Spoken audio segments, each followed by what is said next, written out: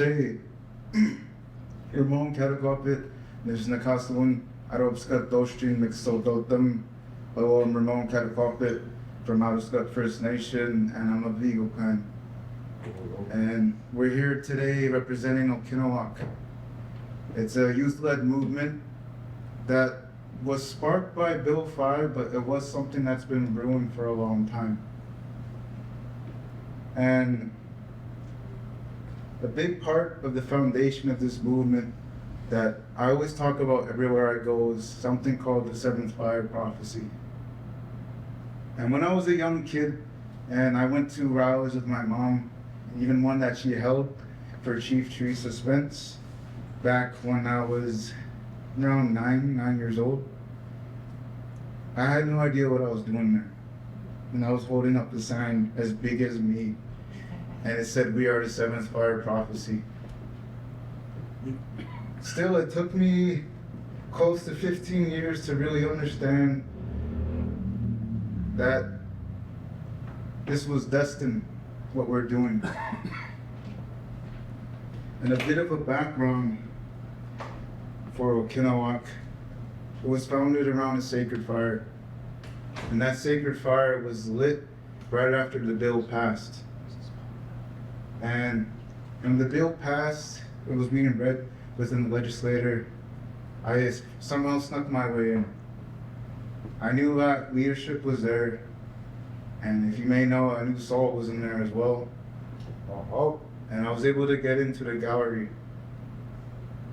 But the one thing that I just seen is how much my leadership was bulldozed over and not taken serious. I sat there watching my leaders, the people I look up to, advocating for exactly 3 prior and informed consent to be included within the bill. Yet, it was still passed without that being explicitly added. And I seen the faces on the leadership around me when it was passed. They walked out and they had a look of distraught. And for me, something clicked inside. I felt so numb. And we came outside and they gave some kind of press conference / talk on the microphone set up outside by a local group. But what I started to find out that talk was limited and they left after 5 minutes. But the people stayed outside. And that's not a knock on the leadership, because they have places to be, but their focus is everywhere. And when I seen them left, I started this understanding of, okay, so it's gonna have to be us who does it. It's gonna have to be youth who's gonna lead that charge. And during the next few days, I was invited to leadership meetings, and I seen the discussion still being had that they were talking about statements.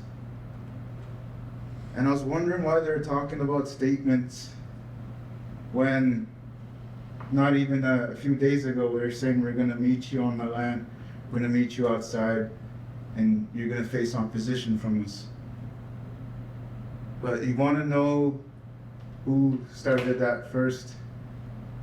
The very next day after, a group called Youth Rising in Timmins, they decided to coordinate fast, and they had a joint rally with all the youth in Timmins.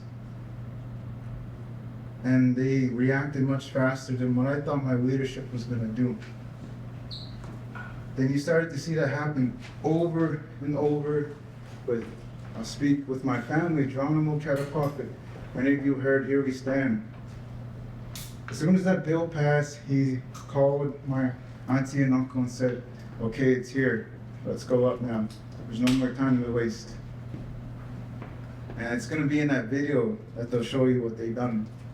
They traveled up the Arobskat River, 400 kilometers between the point of Nishkanaga, or a mining company named Layu.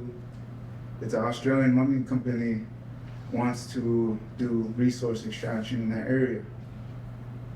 And they decided to set up a permanent encampment to exercise their inherent treaty rights for jurisdiction, to show them that we still use that land there.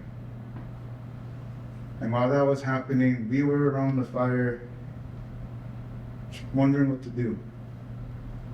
I remember praying for days around that fire, coming back and forth from leadership meetings from another city and coming back to that fire and thinking, what the heck am I gonna do?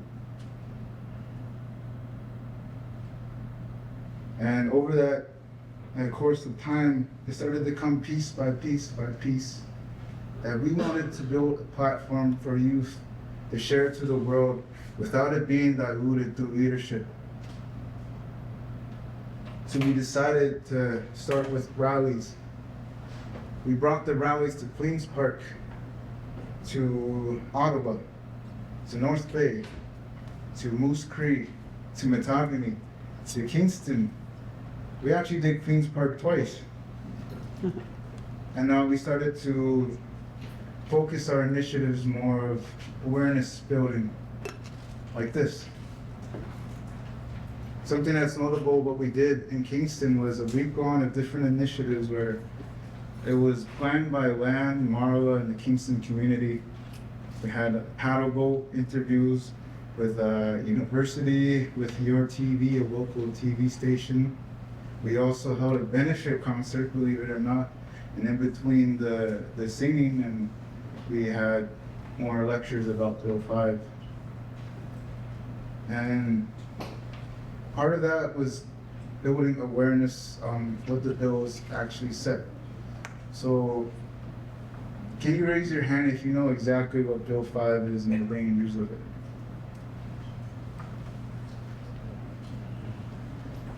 Okay, awesome. Usually not many people raise their hand. Oh no, the stick fell. It's telling me to stay still. Okay. This bill, it sets a dangerous precedent of assimilation for First Nations people. And I know I come from a family line, and a lot of the youth that you see here, and the ones in the movement, we're some of the first generation out of this assimilation process that was heavily affected with the Indian Act. Like my great-grandfather, he was a World War I veteran, and they took him. He couldn't speak much English, didn't know much about the outside world, but he still went and fought for Canada. And that's why we're this thing. Then they took his kids,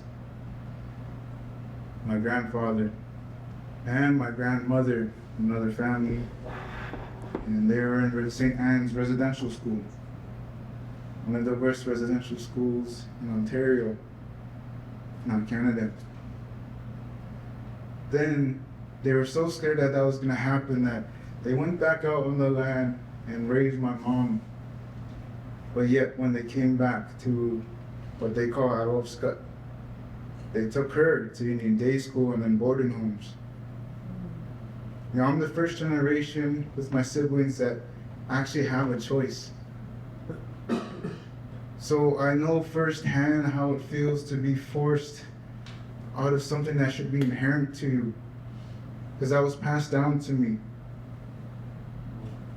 And I still carry that pain from them. But a part of what we're doing with this youth movement is because of that resilience that they went through. I mean, that resilience that they upheld, which instilled into me the four natural laws of what this movement is based off of and has a part of that foundation. Because I had to learn the history of where I come from to understand how important it is to protect it. We come from thousands and thousands of years of living in balance with the land around us.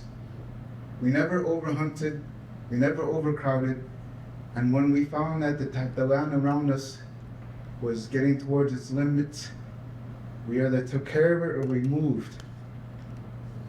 But yet, this colonialism that came across the water brought this mindset of take, and take.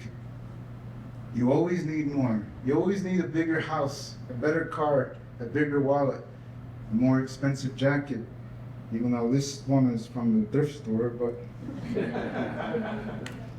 it's that mindset of always needing more. And they're never satisfied. And now they're coming up again for the same round of assimilation for my generation. No, that's not gonna happen in our generation. Even if I have to die, I'll make sure I'll die fighting. Because that land is so important to Canada's health, but it's important to our spiritual health too. Not many people think about that side, that the earth we stand on is a living being. We're artwork of the earth. We're the earth's children. The earth is the child of Creator. We're all the child of Creator. And that's where my identity comes from, where my family's identity comes from. It's where we'll be buried, where my future generations will be buried in that land. If I decide, you know what, screw this, I'm just gonna go out for this nice lifestyle and think about my life only, I'd be setting a dangerous precedent, the same as this bill for the next generation, if we don't stand up and fight. Now it's easy to tell people, oh, you have to stand up and fight, we have to unite, but it's actually so much more difficult to do that.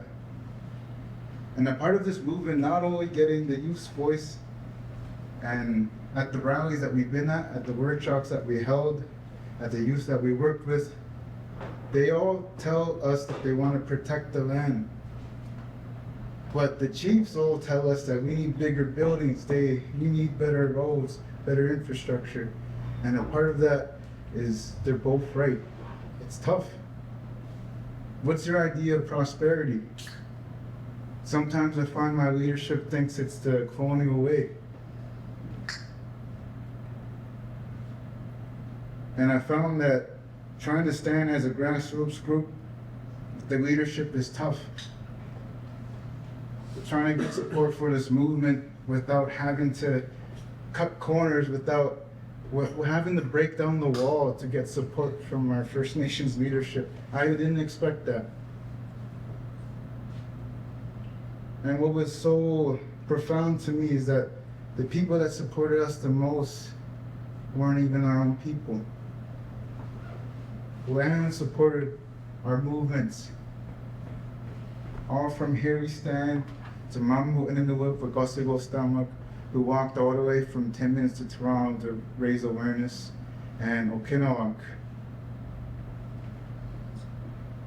But just because there's a wall in front of you or a wall around you doesn't mean that that's it, or that's your stop, that's as far as you go.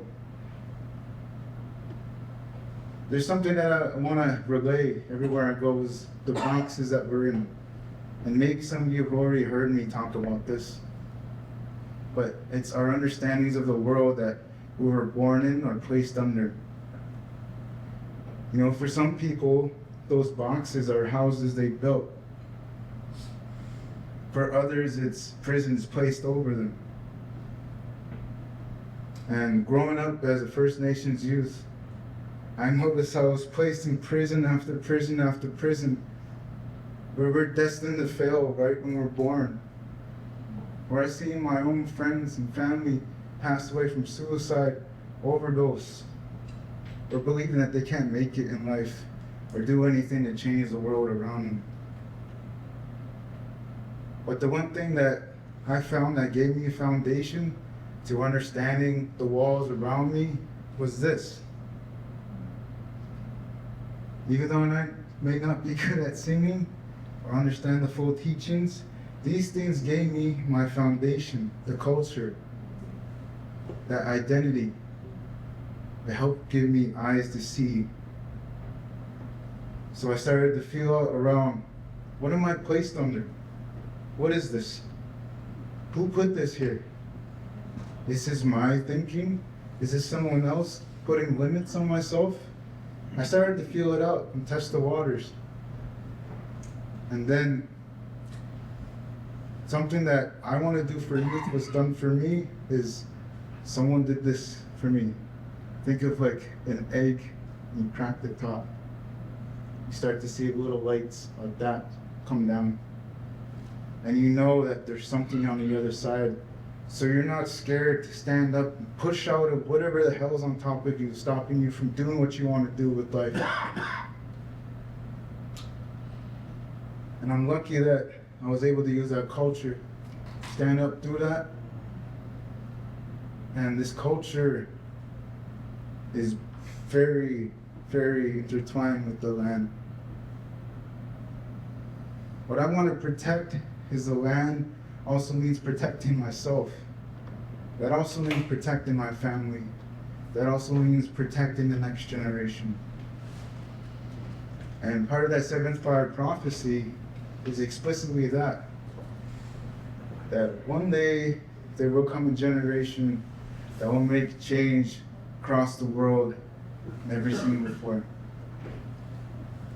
But also when it comes to making change, the opposite. There's always some kind of balance in life. And there's good, there's bad. And these bills is something like a shark smelling blood in the water. If we just sit around and let the government chase after our blood in the water over and over and over, due to gaps in our understandings with the treaty, or understandings as status First Nations, it's only a matter of time within my generation that I'll see full assimilation. They want to turn our communities into municipalities, to have self-governments regulated by the Canadian government, and to exchange the jurisdiction over our land for something like roads, education, healthcare, or housing. But there's always a cost, right? A cost that our leadership has a tough time balancing. Sometimes I like to give this to them as, is it the people or is it your land? Which one is it? And one time this elder told me it's both. I was rigid in my thinking at the time.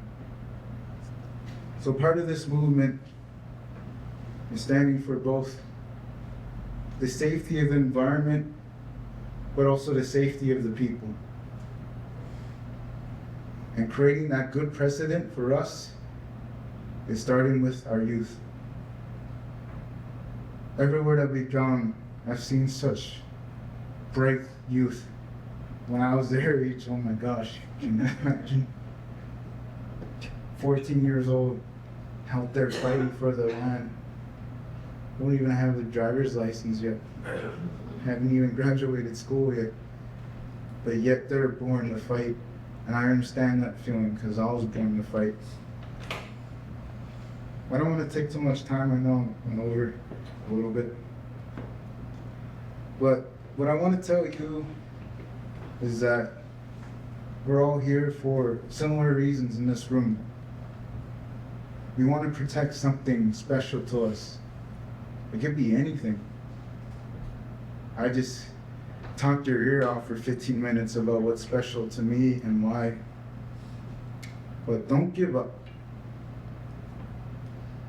Even if it feels helpless, even if it feels like you're alone, don't give up.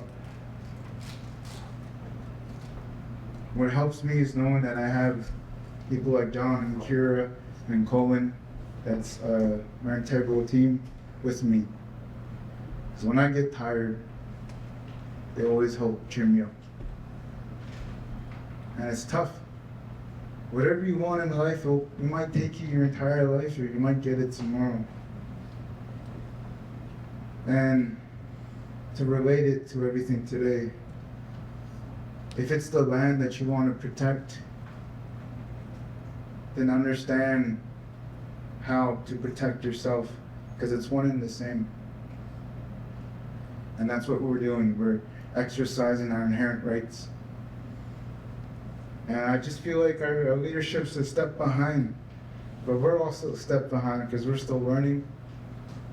But I feel like this is creative. But I couldn't imagine talking to all you guys here because this movement's only 4 months old, 4.5 months old. So imagine a couple of years what we could do. And imagine a couple of years what we could do. Okay, I'll shut up now.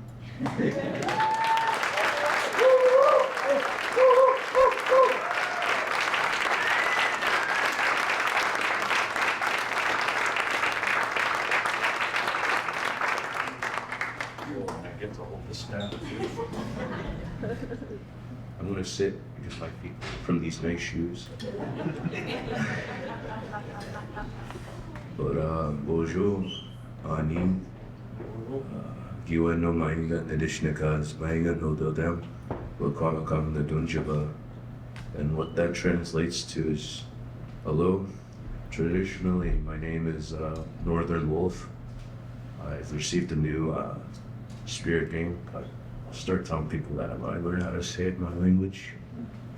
I'm part of Wolf Clan, and my home, where I come from, is Wakanakam First Nation in Tulan Island. And I like to say, I'll ease you guys into this. I'll tell a story.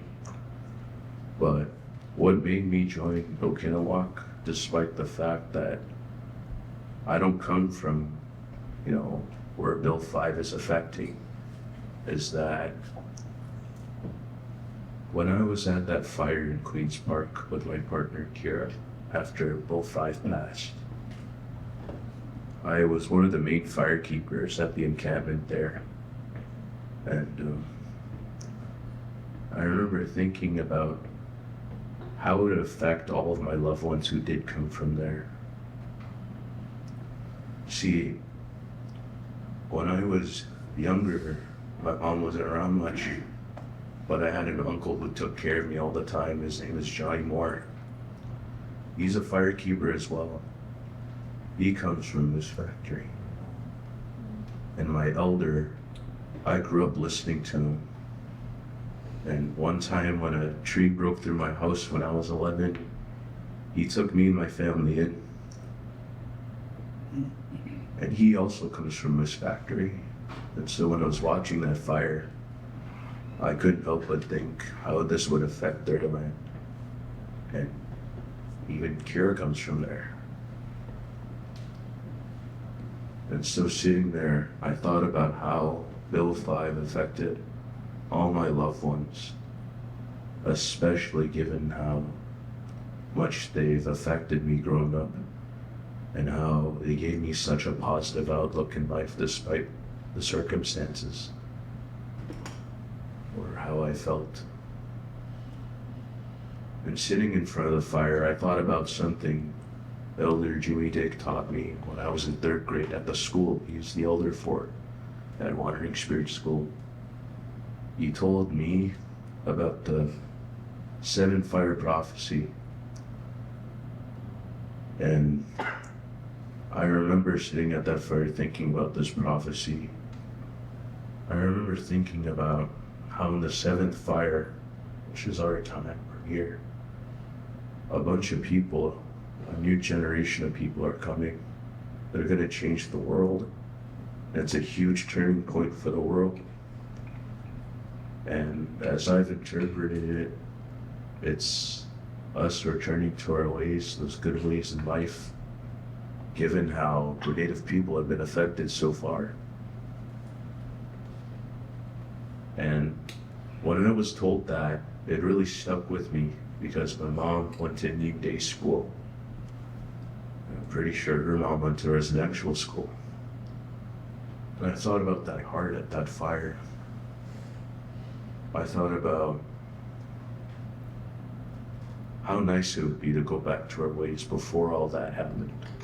To know, for all of us to know our language, our teachings, to grow up in those old ways.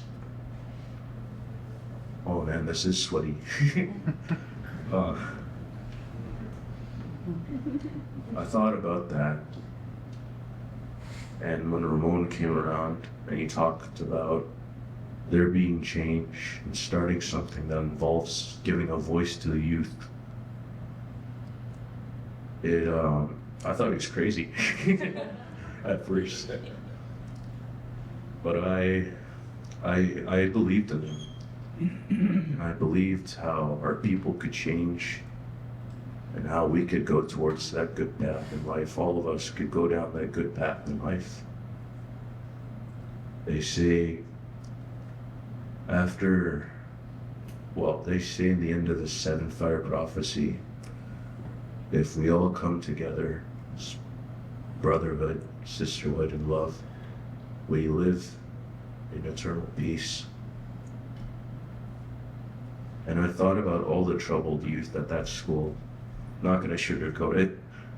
I thought about all the holy smokes, the troubled youth I've seen in my life, and the people I've grown up with, my family. And I thought about making a future where that wouldn't be a thing, where people wouldn't be affected by trauma from these day schools, where we wouldn't be affected by trauma from all this assimilation that has happened in the past. And that is what made me want to join Okiniwak.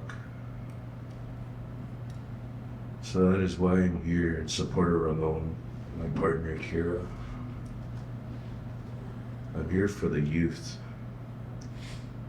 And I'd like to thank you all for being here too. Unlike the government, this is what real truth and reconciliation looks like. You guys listening to us, supporting each other even. I thank you all for that. Because it's more than what our leaders are showing right now. And I'm gonna make mine short just to save time. Thank you all. Mia, that is all.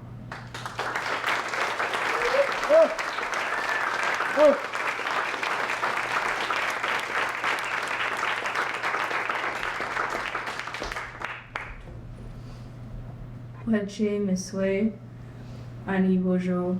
My name is Kerrie Spence. I come from Moose Cree First Nation on Moose Factory Island. My spirit name is Pipischu, and standing in the center of the fire. I belong to Bear Clan, and the reason I have 2 spirit names is because I'm a 2-spirited person, and I'm honoring both of my spirits through that and my ancestors in a way. When I think about Bill 5, it was bugging me since May when I first learned about it through social media and just seeing it everywhere online through advertisements and the Ring of Fire. And I immediately thought of back home where I come from. I thought about that mining company, Niobe Metals. I thought about how they've been bugging my nation for years to do some drilling to find a metal called nibonium. It's a metal that helps strengthen steel within our electronics. I thought about how my ways of life are at risk just for some metal. The people of the Moose Factory rely on Moose River to live, just put it short and simple. That river is our way of life, it's everything. When I think of Moose Factory, I think of the river, I think of the seals I would see growing up, the stories of Nemotion, my grandfather, that he would share of the beluga whales coming in. And I remember when I was 9 years old, when I first saw my seal, the first seal I saw, it was just laying on the docks and it had babies. And I was like, oh, look at that, Mom. Look at the seals. It's allowing its babies to be near us. And then she's like, there's your reason she allowed her babies to be near us is because this land is sacred. These animals know that our land is sacred and we are people of Turtle Island. And that stuck with me ever since I could remember. And I grew up off reserve for better just living experiences. My family have special needs, and my brother needed extra help, so we lived off reserve ever since I was 10 years old. And I remember moving off reserve, and I used to be fluent in Cree. I used to write in full sentences in syllabics. I used to learn daily from my grandparents. And when I thought about back home, I thought about that river drying up. That river's been drying up slowly over the years due to the dams north of the river, I believe. And when I heard that bill passed, and when I saw Ramon and my partner in front of the legislative building, I remember calling my grandparents immediately. I was like, did you hear the bill passed? Like, what are you gonna do? And my grandparents, they just went silent. And they said, we don't know. We don't know what to do. And they felt lost and they were hurt. Their health is getting poorly, so I immediately thought like, I need to go home soon. I haven't been home in 3 years. I miss my grandparents so much. My mom's parents went to residential school. My granny, she went to Horton Hall, and my grandpa, her dad, he had the privilege to hide. He hid between my great grandmother's skirts from the Indian agents that would come and take him.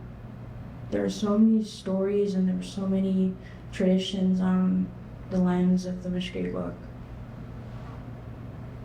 My family traditionally comes from Smoky Falls, but the government just shooed my family away. They said, we want this piece of this land and we want to do stuff here. We're gonna push you guys to Moose Factory. So that's where my mom's side settled, was in Moose Factory, because even back then the government was already moving us around against our will.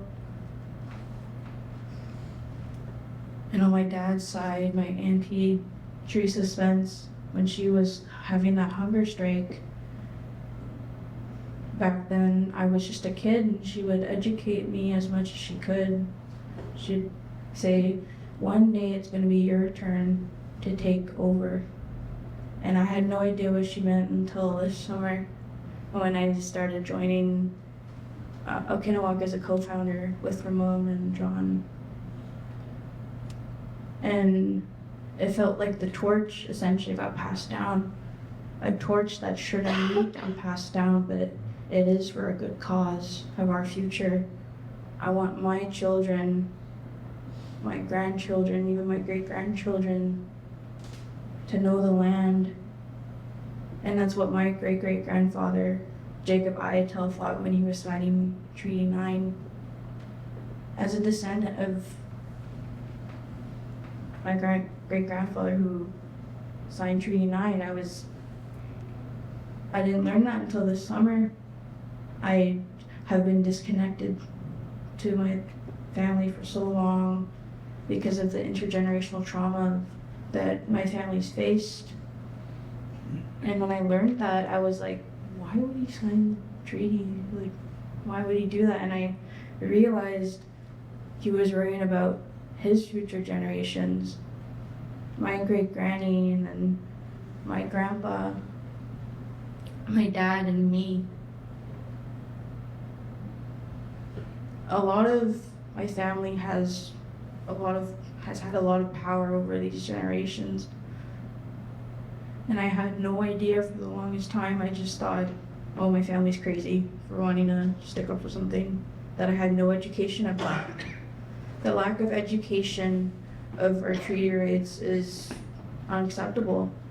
I had no form of education on my treaty rights until the summer when I joined the encampment.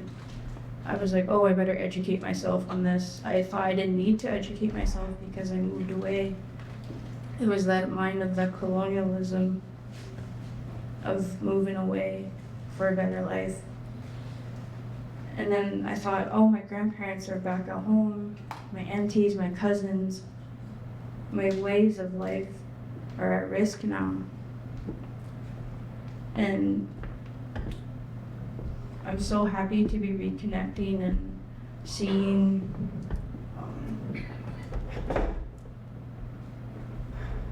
just everything bloom. And when I thought of Bill 5, I was like, wow, they're trying to take our land next. First, they tried with the residential schools. They tried to kill the Indian and the child. They take our women, our children, our girls, our two-spirited people. Now they're taking our land. It's like they're picking like grapes one by one until the vine is dry.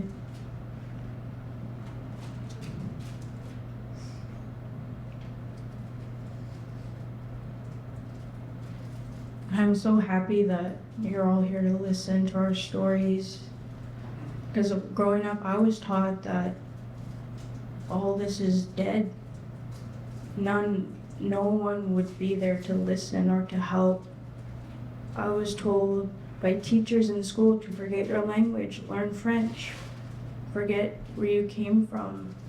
You live here in Toronto now. I was told over and over just to forget. There's nothing there. But there is. You guys are living proof that it's here. Years ago, we wouldn't be able to be in a room like this. We'd be get sent to jail, maybe even worse.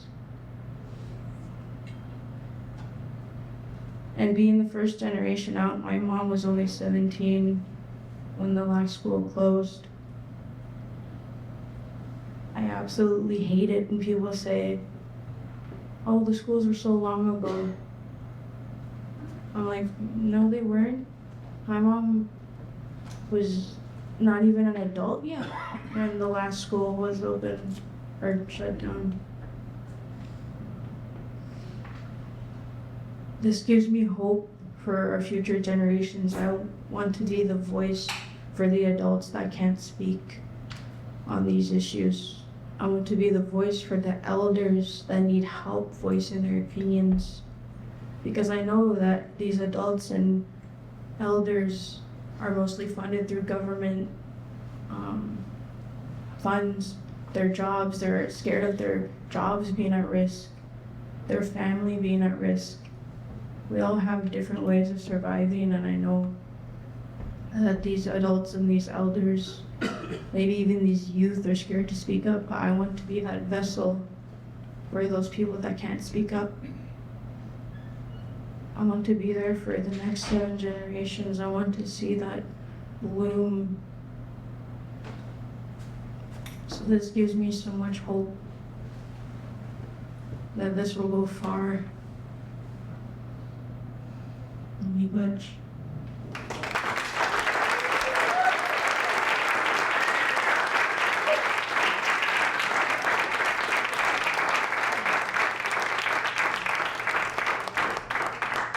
I don't have any words to add to that. That was so powerful, and we're so blessed that you have made the trip to be here with us and to teach us so we can listen and learn.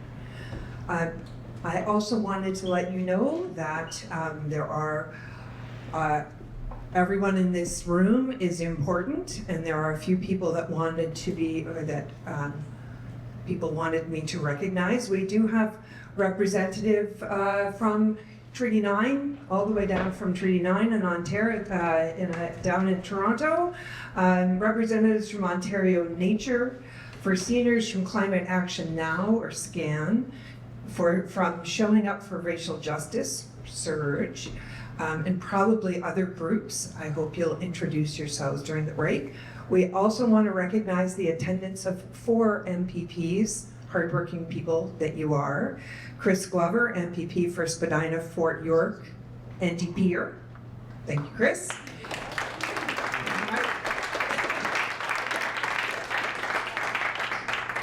Maybe we'll hold our applause and give all 4 of them a round of applause. We don't want to know who you like best.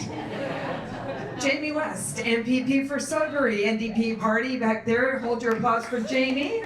We know you love him, but Sol Mamakwa, MPP for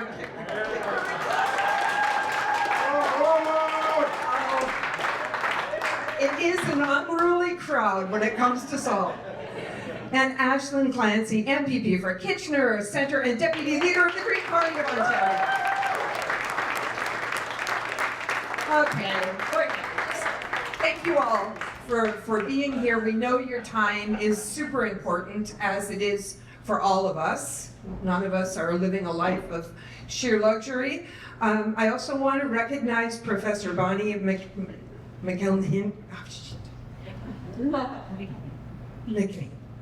Okay, sorry, Bonnie. I've been working on names all day, but that one got past me. U of T, she's at the University of Toronto.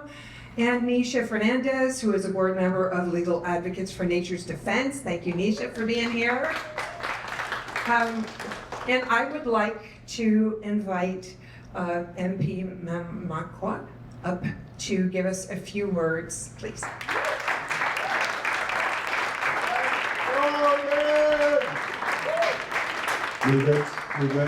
Thank you. I'm originally from Kingfisher Lake. It's a small reserve. That's where I grew up. When we did that little thing where you close your eyes, see where you're at, there's a place I grew up. It's called Bikwejwanu. It's part of Pipestone River where I grew up. It's a town where my parents would take me in the springtime, 2 months at a time, and then in the fall, 2 months at a time until I was 13 years old. In saying that, like I'm very traditional in that way, where you're connected to the land, who you are, identity, the teachings, the ways of life, the why, the plants, the animals, all the names. That's how I grew up.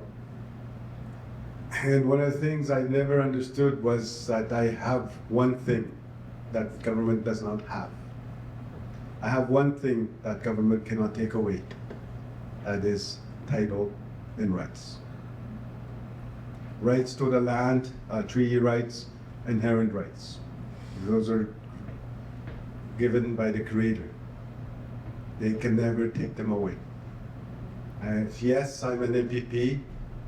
What it does for me is gives you a platform to speak to people, gives you a platform where people listen.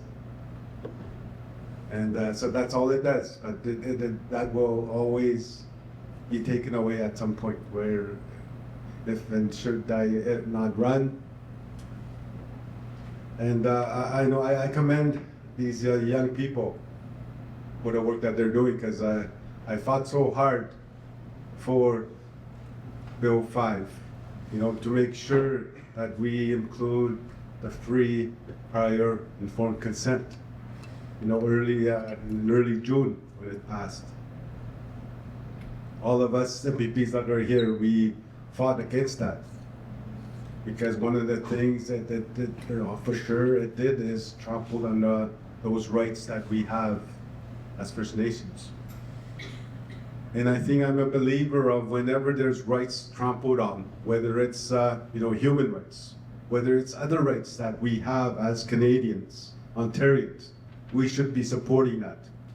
And that's the message, the general message that we should be given to Ontarians, Canadians, that no matter what, we will defend the rights of the people, as always.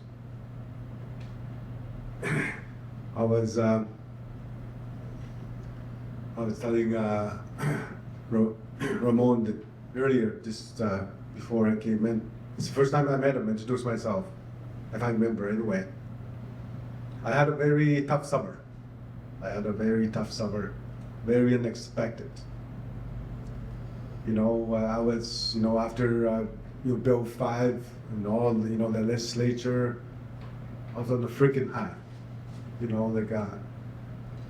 then all of a sudden, just one day, it was Aboriginal Day, June 21st. You go to emerge with your wife, and then up by 5 o'clock, she's gone. And I've been struggling with that this summer. I was telling that to Ramon. I said, sorry, I have not been there. I know what you've been doing. One thing that he said is, but we were just starting. After we smudged it, one of the things that he said is, we knew.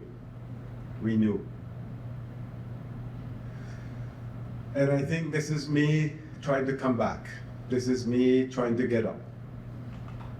And the words that the youth spoke about protecting the lands that they will die for their land, I've heard that before.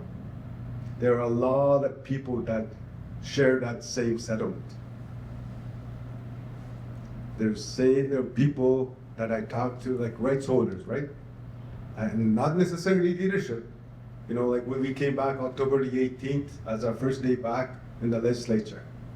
And the only people that came against Bill 5 was you guys and the young people to withdraw Bill 5. None of the leaders, First Nation leaders showed up. None of them. I was disappointed. I actually been disappointed in their stance. There's no noise at all. But I'm always encouraged. The power is in the people. The power, the authority is in the rights holders. And sometimes we forget that. And I think all the people that are here, the allies, make sure you support these young people.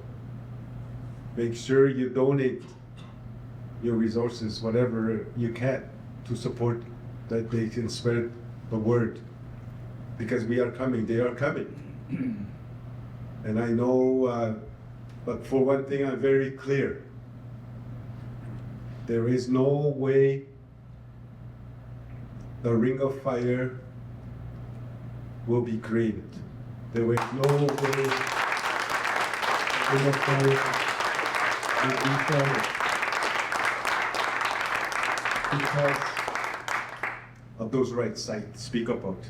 It's not just us, it's our ancestors that are behind us. The work that I do, the words that I say, those are not my words. Those come from our ancestors. There's another big mine coming up in the northwest of my riding, Frontier Lithium. And they're one of the P1.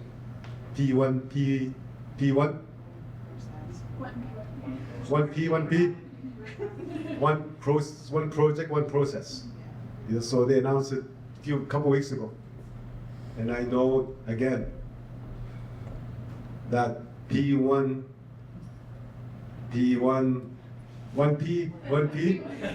will not happen without a pre-process. And I think that's a lot of times people tend, like even our own people, our own rights holders, sometimes they come to me and say, you know what, Saul, why are you so against development? I said, I'm not against development.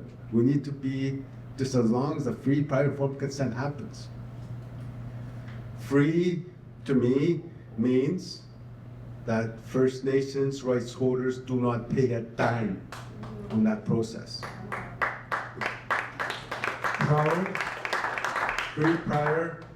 Prior to me means before any drill it happens in these lands, on our home territories.